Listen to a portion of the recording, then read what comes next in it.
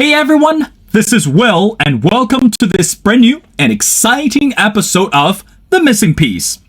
Now, if you follow the news closely, more than 4 weeks, the war in Ukraine continues to pose threat not only to the people in Ukraine, but also on the impact across the continent. Now, on one hand, that you might ask the question, how far does Vladimir Putin going to take? But on the other hand, is there any solution for the West and the international community to put this effort together to stop Vladimir Putin?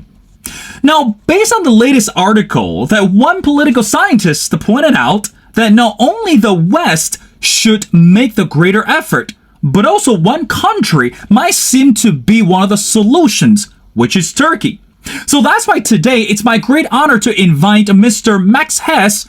And Mr. Hess is a fellow at the Foreign Policy Research Institute and a political risk analyst and a consultant based in London. And he specializes in geoeconomics and Russian foreign policy. Mr. Hess, and welcome to The Missing Piece. Thank you for having me. Look forward to chatting. No problem. The pleasure is all mine. Now, Mr. Hess, let's get to the questions right away. Again, initially when I discovered you, because of this amazing article that you wrote and entitled, Why the West Should Make Peace with Erdogan Right Now. And again, as I mentioned in the intro, the world continues to follow the war in Ukraine, even though that we have not heard so much compared with the beginning of the war. But within the article that you pointed out so critically, and I quote, you said, atop the list of unsavory partners the West urgently needs better relation today, it's the sitting Turkish President Erdogan, and it will take a long time before the West can genuinely trust him. Mr. Hess, can you help us to understand what does that mean when you wrote, it will take a long time before the West can trust the leader of Turkey today? What is the scenario of the relationship at this moment? So Turkey is, of course, a NATO member state. It's one of its original members, but it has been chafing with the alliance quite a bit in recent years. We can really trace this back to the first 4 years of the Obama administration, when initially there was a lot of hope from the Turkish side that relations with the U.S. would get better. There had been some tensions over Iraq policy previously, but then the Arab Spring came and Obama initially spoke out quite positively regarding a lot of these developments, including regarding the new government in Egypt that came to power that was very closely allied with Recep Tayyip Erdogan, the Turkish prime minister, and his own Justice and Development Party in Turkey, who have used the form of political Islam and slight nationalism broadly on the center-right to really consolidate power in Turkey over the last 25 years and sort of reverse some of the secularization trends and the like. But until then, Turkey was broadly seen as this good partner for the West and in some ways a model for political Islam. Then when there was the coup in Egypt against that Muslim Brotherhood-led government and the war in Syria break out, tensions really began to rise between Turkey and the West. Turkey began to feel that its own concerns weren't being listened to. They were not happy that the U.S. stood by while there was that coup in Egypt. They were not happy that the Obama administration did not follow its own red lines on Syria and intervene. And then tensions really rose over the differing alliances in the Syrian conflict, as well as a growing relationship between the U.S. and the Kurdish parties there, who are very closely aligned with one of the Kurdish groups in Turkey that Turkey considers a terrorist group and has been fighting a conflict with for decades now. So this sort of growing lack of trust really began then, but there was no initial sign that it would move it towards Russia. Russia was also on the opposite side of Turkey in Syria, and in 2015 they even had a major crisis when a Turkish plane shot down a Russian plane, the first time a NATO plane had done that to a Russian aircraft since the Korean War. Now, what changed was the next year where there was the coup attempt in Turkey, which Erdogan, for reasons only he knows, fully blamed on the United States and on a Turkish dissident who was a former ally of his, named Fethullah Gulen, who does live in the United States, and the United States has refused to extradite to Turkey, but he said that the U.S. had actively supported the coup. So this led to immediate rapprochement of Russian-Turkish relations, with Erdogan calling Moscow, ultimately agreeing to build a new gas pipeline to get around one of the gas pipelines that have been canceled as a result of Putin's first invasion of Ukraine, and then ultimately going so far as to buy Russian defense missiles rather than U.S. ones, for which the U.S. actually put some sanctions on Turkey's military industrial complex, despite it also being a neighbor. Now, there are many other issues that came up from time to time, primarily Armenia, Azerbaijan, Libya, that caused frictions and tensions between both Turkey and the West and occasionally Turkey and Russia. But broadly, this narrative is what has happened over the last 10 years, to where Turkey ended up in a position where it's kind of frenemies with both the West and frenemies with the Putin regime, but has been moving more from the enemies towards friends side with the Putin regime and more from friends towards enemies with the Western side. Of course, the domestic developments in Turkey and him arresting much of the opposition has also affected relations with the West.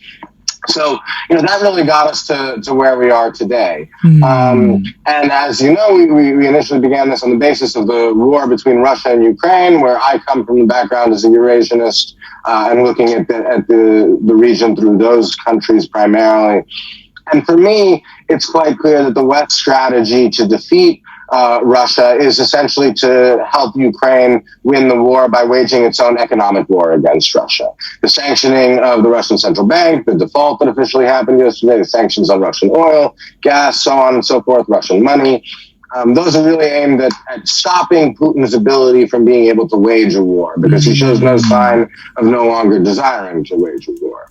Now, there's a number of pros and cons to this strategy. Of course, the number one pro is that it's a way to fight back without raising the risk of direct Russian-Western military conflict, which would be nuclear and catastrophic for the whole world, and is therefore unthinkable. But, one of its costs is that it has real geopolitical ramifications, and countries try to get around sanctions, and that can change motivations. Turkey, for example, as part of the sort of early stages of all this decline in its relations with the West, was accused of helping Iran get around some of its sanctions, even as the Obama administration was then negotiating to remove them. So I think Turkey really is sort of in this linchpin role now, where for the sanctions to be fully effective, it needs to shut off Turkey as a route for Russian money to get in and out of the country. It needs to have Turkey join the Western sanctions regime regarding Russian oil, trade, and gas, so that Russia can't just pump gas through Europe's southern corridor in and thereby cut off the Azeri supplies, the main alternate pipeline supplies. It also needs Turkish support to keep those banking sanctions really tight, and to make sure that Russia is not able or not fully able to blockade Ukraine's port through Turkey's control of the Black Sea. So, as I say in the article, there's no intent in me for whitewashing Erdogan in this. He's not a Democrat. He's a horrible ruler in many ways for his people, and he has quite wacky economic ideas that are impoverishing the country as we speak. But he has managed to play Turkey into this strategic position. And I think that the West needs to recognize that and say, okay, for now, we have to essentially let things lie with Erdogan, and as the article says, make peace with him again, to focus on the primary threat to the international order and peace, which is Russia, rather than Erdogan. That doesn't mean we should allow him a free hand in Syria to do as he pleases with the Kurds, but that we should seek a deal there. And I think because he's destroying the economy, there's the opportunity now to make a deal on the economic front rather than on a political or democratic front, which would have higher costs to the West.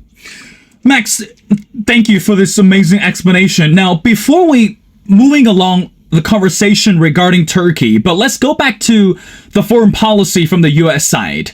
Now, during the previous conversation that you and we just had briefly, I believe most of the world tend to believe that U.S. today is trying to stop the threat of Russia. So in other words, U.S. is trying to by all means stop Vladimir Putin, from expanding its military or its political power. But deep down inside, that again, in reality, despite what everyone says, the method or the approaches from the U.S. government has been very slow, and also the effectiveness of stopping Putin has not been that effective. So I guess that really begs the question is, how much interest do you think today that the US government is interested in stopping Vladimir Putin? So in other words, if US is genuinely interested, asking for allies and asking for help from other countries to stop Putin, US government could have done more, but so far we have not seen a better result, or we have not seen something way more effective than what is right now. How would you explain that? Sure. Well, I would say I think the U.S. is actually, and the European Union, have been remarkably effective and fast acting in their introduction of these sanctions. We saw the Russian central bank sanction, which some had termed sort of the nuclear option in terms of sanctions, for just 4 days after Putin's invasion. And we've seen Russia essentially cut off from the global economy in a way that no country has been since perhaps Japan in 1941, in the lead up to the attack on Pearl Harbor, when there was a similar set of sanctions imposed by the United States on Japan. But the action that it has taken is only in reaction to a very, very large force. And it's quite clear that Putin has no intent of halting his war on Ukraine, even as it blows up his economy from the inside. So just to give you some figures, the number of Russian people living under poverty in the first 3 months of the year alone, so that's only the first 5 weeks of the war, went up 69%. The Russian central bank is saying unemployment is going to go up 7% this year, and that's already likely being massaged down quite a bit. Russia can't export a large number of products and can't import a large number of products, and it hasn't found a white knight savior in, for example, China, because Beijing has been unwilling to open up the credit lines and provide Russia alternative sources of financing. So Russia is going rapidly to not only undo any gains in the quality of life that Russians experienced under the first, Putin's first 10 years, but is rapidly going to go back into the economic collapse of the 1990s. However, with a regime that is single-mindedly dedicated to waging this war of aggression against Ukraine and has no other major policy priorities at the moment, that's not enough to stop it, right? It will stop. Russia is willing very much to fight to the last Ukrainian, regardless of how many Russians die in that war, which is a horrible reality and a tragedy. The West has also been very successful at bringing on a lot of non-traditional allies in this. South Korea, which didn't join previous sanctions regimes because of concerns over North Korea, joined. Even Singapore and Switzerland, historically neutral countries. So, where I see the real failure is in the messaging around this. The West needs to prepare Westerners and the population to understand that we are in an economic war with Russia, and that will have real costs to the economies here as well. And without making that understood and getting popular support for that reality, eventually I worry that Western sanctions unity will start to break. We've seen the first steps of this in Bulgaria, which had a very pro-Western government that is now in slow motion collapsing, nominally over other issues other than Russia, but where other pro-Russian parties will use their influence to try to undermine the gains that have been made there and potentially to weaken the NATO alliance slightly. And I think the West needs to be looking at this as it's not a war that can be won, this economic war, in a year, just as it's clear Russia can't win the war on the ground in the year with Putin's, major aims to go all the way to Kiev. But if we don't prepare for the long and difficult and costly reality of that, I worry that Western support will splinter and risk falling apart. Now, do you think at this moment that the U.S. government understands that without allies and without partners, Vladimir Putin, let's just say, going back to Max, what you said before, he's willing to fight to the end of the day. He's willing to fight to the end of the earth. But again, coming from the U.S. official side, one thing that the U.S. government has to understand is this cannot be done by one country, and this can't be done by one job, by one person. So in other words, do you think at this moment that the U.S. government understands that forming alliance or forming partnership, even though that means with the countries or with the partners that U.S. may not be on a good term, that is also critical to be against Vladimir Putin? For example, China, or for example, any other countries that might not be on a good term with the U.S., but even though they are not allies or friends with U.S. right now, but in order to fight against Vladimir Putin, it's better to put down this personal differences or personal hatred. Let's join effort for the ultimate goal. How much do you think the U.S. government can understand that? I think there is an understanding of that. I don't think there's an understanding of how far it needs to go, and perhaps there have been some steps in the wrong direction. So the major effort that we've seen is focused so far on Saudi Arabia, whose ruler, Mohammed bin Salman, was persona non grata in Washington since the Biden administration came to power because of his murder of Jamal Khashoggi, the Washington Post journalist in Istanbul, actually, even though Erdogan has made peace with MBS just this week as well. And that's really focused on the oil market, and that's really important. And I certainly think MBS, like Erdogan, is not the kind of person who I would ideally like to be partners and friends with. But sometimes you have to deal with realities that you have to, say he's a scoundrel, but he's our scoundrel, is an old sort of phrase in American politicking. Now, personally, I see Russia using gas as a political weapon even more important than oil. So I think Turkey is a more strategically important partner on that regard than oil is, and therefore Saudi Arabia. But of course, because of domestic political concerns and the importance of Saudi's seat at OPEC, there has been sort of a prioritization there. I think, it would be preferable to have prioritized improving relations with Erdogan, but we may still see that. We just saw a U.S. delegation in Turkey almost simultaneously with the Saudi delegation.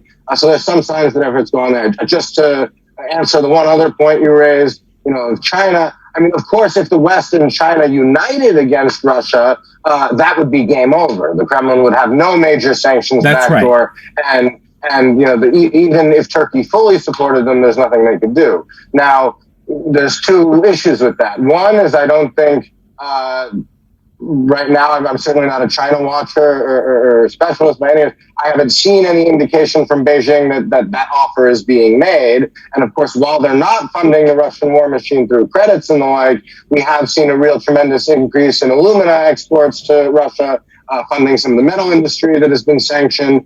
So I think China will continue to profit where it does, just like in 2014, signing new gas deals on the cheap for Russian supply. I mean, Russia's most likely strategic outcome from this is going to be some relative level of subservience to Beijing, whether it's political or economical. That's something that'll be difficult for Putin to deal with, but that's a problem for tomorrow, not a problem for today. Right. But then also, I don't think there's any willingness in the U.S. For that yet, right? There's still this pivot to Asia, still this idea that China is the main, geopolitical and geoeconomic rival over the long term. And I do think it's true that whatever tactics and successes and failures the West encounters in its economic war with Russia, which despite the concerns I lay out, I ultimately still think it will win, are seen by many in Washington and probably in Beijing as well. I just don't know. As a blueprint for what a potential Chinese-Western economic conflict might look like in the future. Max, I want to go back to the article. Again, this is something that you wrote. I think you mentioned a little bit at the beginning. And this is what you wrote, and I quote, Erdogan is also actively seeking to develop Turkey's own gas resources and potentially even link Israeli and Cypriot offshore gas field to the European pipeline network. Now, one simple question is, how likely it is going to happen for Erdogan to develop its own pipeline? So in other words, we know that, by cutting off or placing sanctions on Russia, and the pipeline, it's one of the major critical resources, not only for countries in Asia, but also in countries in Europe. But now this time, Erdogan, it's a smart person. He's a how can I say, a wise leader at this moment, and he knows which side of butter is on. But at this moment, let's just say hypothetically, if he decides to abandon Russia and begin to develop his own pipeline or own gas resources, number one, how likely he's going to be successful? And number two, what does that mean for other countries in Asia and Europe? Sure.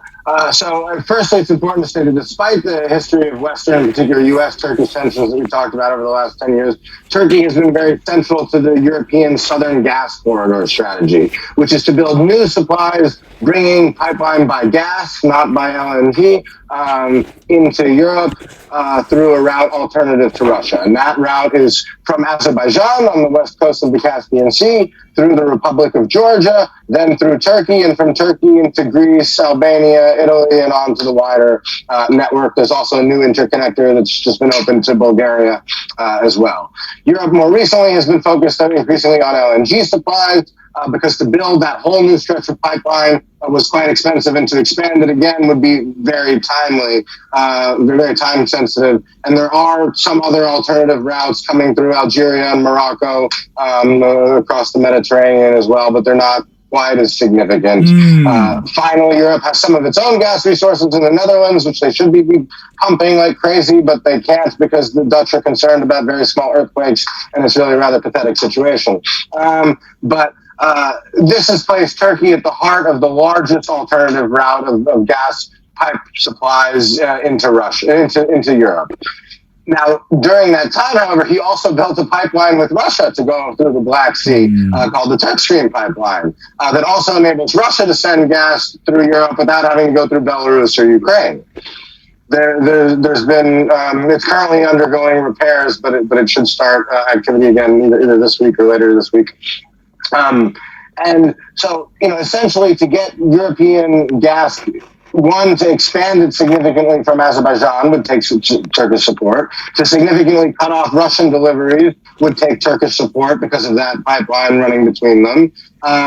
And then to potentially develop long-term alternative sources, including Cyprus, Israel, and Turkey's own resources, you'd need to invest more and build even more gas infrastructure. Now, I would be worried about Europe becoming entirely dependent on Turkey for gas, just like it's very bad that it's been so dependent on Russia for gas. But it's key that it's going to, it not already is an increasing part of the mix because of the opening of this pipeline from Azerbaijan through to Europe. But also that it's going to be an increasingly important part of the mix if we're going to get Russia out of the mix. So for that reason, I think that is particularly important. Again, the pipeline, building infrastructure takes a long time. The issues with Israel and Cyprus are not going to be solved in a 1, 2, or even 3-year horizon before any pipelines get laid in the ground. But of course, markets react to predictions and ideas about stability and future supply. And of course, the sanctions on Russia, you can plug that gap for Russian gas to get out into the market when we get to the stage of trying to sanction Russian gas, which I think will fully happen. Ultimately, Turkey is probably, after Russia and Qatar, which is such a large supplier of LNG, liquefied natural gas, in the U.S., at least from a European perspective, it's top 3 or 4 most important countries to that gas strategy. Max, I know you're very busy. I got 2 more questions before letting you go. Now, towards the end of the conversation, within the dialogue, so the article, that you mentioned something so interesting, and you said Erdogan knows he has a strong hand and is likely to make other demands. For example, he has already exerted his leverage over Sweden's and Finland's desired ascension to NATO. Now, help us to understand, because the war in Ukraine, that countries such as Finland and Sweden, they're active in applying the membership to be part of the NATO. But why does that even matter to Turkey? So in other words, I guess the simple question is, what is the goal for Erdogan to block or even to have opinion on Sweden and Finland to join NATO? How does that even make sense? Because these countries on the map, well, I guess we could say they're related to one with another, but if we look at this geopolitical or economic association, Turkey shouldn't have any say in those 2 countries. So what was Erdogan trying to accomplish in terms of understanding the Sweden and Finland's membership to NATO? Sure. So NATO is an alliance that may be very much shaped by the U.S. defense policy, but requires unanimity to join. So all members have to agree. Now, what Turkey has really stated that it hopes to gain is that its issues are primarily about Finnish and Swedish support for ethnic Kurdish groups, including some that it sees as allied with what it sees as a terrorist organization, the Kurdistan Workers' Party, or PKK, which the U.S. also officially recognizes as a terrorist organization, despite working with their sister party in Syria. Like I said, these politics in this region are very complicated. But what Erdogan really seems to want is a freer hand to act in Syria and to challenge some of them. He's not ultimately that concerned with the dissidents who are based in Turkey and Sweden, because they're not a major threat to him, but what he's looking for are larger concessions. There are also some around more direct defense policy, including undoing Turkey's suspension from the latest U.S. fighter jet program. That's one of the results of the sanctions imposed on it over its purchase of Russian missile defenses. But, really Erdogan has a lot of things that he would quite like. And one of the foremost would be Western silence is unachievable, but it's certainly a toning down of Western criticism of his adherence to democratic standards. And then one other is potential economic support. Now, this is where I think, the issue is that Erdogan is going to prioritize political concerns and political concessions rather than economic ones, because he doesn't think he's driving his country's economy into the ground. But the reality is that he is driving his country's economy into the ground. Inflation may be 10% here in the UK or 8, 9% in the US, but it's over 70% in Turkey. The Turkish economy has also seen foreign investors really flee over the last year. With the rising interest rate environment in the West, it's quite likely that Turkey will be facing a balance of payments crisis and potentially a full-blown debt crisis later this year. So that's why I think the time is now for the West to prioritize and make offers of economic support that will be relatively less costly, at least in terms of money and honor, or at least in terms of honor and glory, if not money, then making concessions regarding Turkey's desired policy with its domestic democracy or the Kurds in Syria, Iraq, and domestically. Max, I want to wrap up our conversation with ongoing matter. Right now, as we're speaking, the world leaders are meeting for a double bill of summit starting the previous weekend, and again, that's also known as the G7 summit, and also after that, which is the NATO summit. Now, the United States has been very active in trying to regroup itself in terms of strengthening the relationship, as the G7 member and also with the NATO allies as well. Now, the war in Ukraine is no doubt going to be a critical matter for both summits. So my last question to you is, at this moment, for G7 and also for NATO, how much credibility does U.S. have today in terms of foreign policy alliance, foreign policy strategies, dealing with Putin, or even including to reach out their hands to new partners, etc.? So in other words, how should the G7 members or the NATO allies continue to trust the U.S. at this moment in terms of stopping Putin or prevent anything like what we're seeing today in Ukraine? Sure, I still think there's a lot of support and a lot of belief in the U.S. leadership. Now, my concern is that this will change as the economic costs of the war and the wider economic environment really are brought to bear on Western countries. So, for me, it's not about just being seen as a good leader now. It's about what does the West need to do to remain a good leader for not just these early stages of the war, but for the future.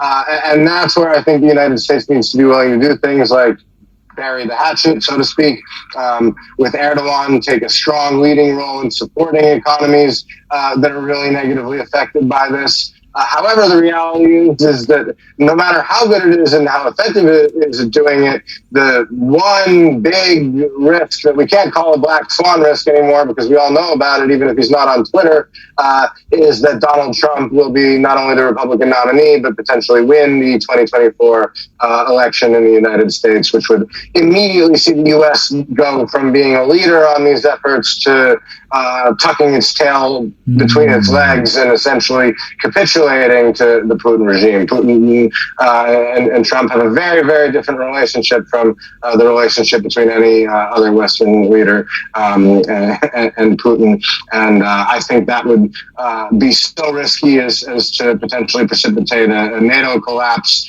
and really a very, very dark time for the Western-led international order.